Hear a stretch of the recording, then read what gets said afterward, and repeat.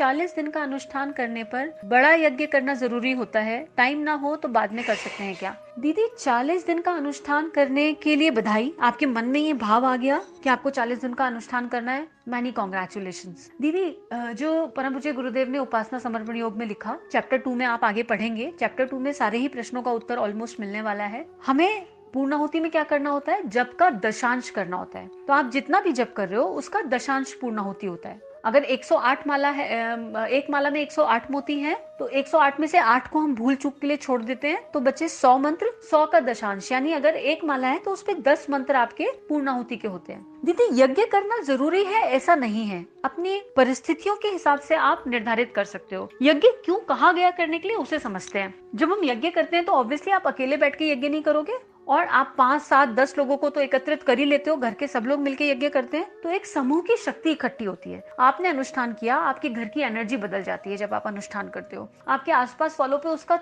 आप चाहो या ना चाहो, उस अनुष्ठान का एक पॉजिटिव प्रभाव आपके आसपास वालों पे पड़ेगा ही, आपके पड़ोसियों पे भी, केवल घर के मेंबर्स पे नहीं, आपके नेक्स्ट डोर तक भी उसका प्रभाव पड़ना ही पड़ना है। तो जब आपने अनुष्ठान किया, उसकी एनर्जी चाहो या नहीं चाहो वो वितरित हो रही है, तो यज्ञ के माध्यम से हम क्या करते हैं, उस एनर्जी को ब्रह्मांड में और फैला देते हैं। हे परम पूज्य, हे भगवान, हमने ये यज्ञ अनुष्ठान जो भी किया आपके आशीर्वाद से किया, अब इस अनुष्ठान की जो एनर्जी है इसको हम ब्रह्मांड में भेज रहे हैं।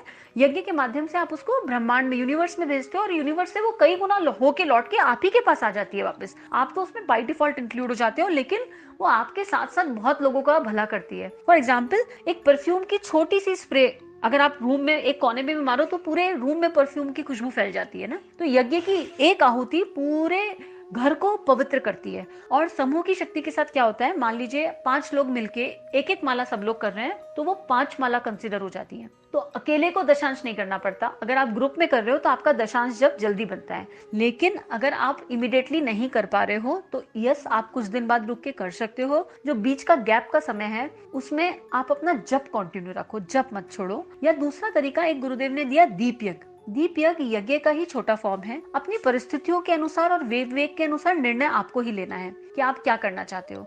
दीप यज्ञ में क्या करना है, मिनिमम 5 दीपक, ज्यादा से ज्यादा आप जितने जगा सकें, घी के दीपक जगा लीजिए। और एक छोटी सी पुस्तक आती है दीप यज्ञ विधि की, और बहुत छोटी सी विधि से दीप यज्ञ हो जाता है। सारे कर्म उसमें वही हैं जो यज्ञ के हैं, और अग्नि भी वही है, बस वो अग्नि दीपकों के माध्यम से प्रज्वलित होती है। और इसमें हम आहुतियां भावनात्मक रूप से देते। आप गायत्री का जप भी करेंगे, महामृत्युंजय मंत्र का भी जप करेंगे, लेकिन आप भाव रूप से अपनी आहुति उस परम पूज्य गुरुदेव, परम वंद्य माता जी, गुरु तत्व के महाकाल के श्री चरणों में समर्पित करते हैं। कि हम यज्ञ क्यों करते हैं, क्योंकि हम ऊर्जा को बांटना चाहते हैं। गायत्री का जो मंत्र है उसका, वो कहता है सभी के लिए सद्बुद्धि, सभी के लिए उज्जवल भविष्य। तो यज्ञ के माध्यम से जो आपने अनुष्ठान में किया, आप उसे बांटना चाह रहे हो, या गायत्री देने का भाव है, तो इसलिए यज्ञ को पूर्णाहुति के रूप में आवश्यक बताया गया। और अगर ये कुछ भी संभव नहीं बन पा रहा है तो आप एक दिया जगाइए, मानसिक रूप से आहुति दीजिए।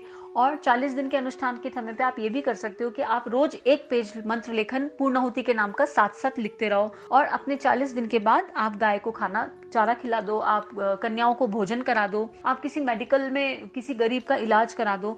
जो भी आपके आसपास परिस्थितियां बन रही हैं उसके हिसाब से आप पूर्णाहुति कर लो, और डेली एक पेज मंत्र लेखन पूर्णाहुति के भाव से साथ साथ करते रहो। तो आपका जब भी पूरा हो जाएगा, और देने का जो भाव गायत्री सिखा रही है वो भाव भी इम्प्लीमेंट हो जाएगा।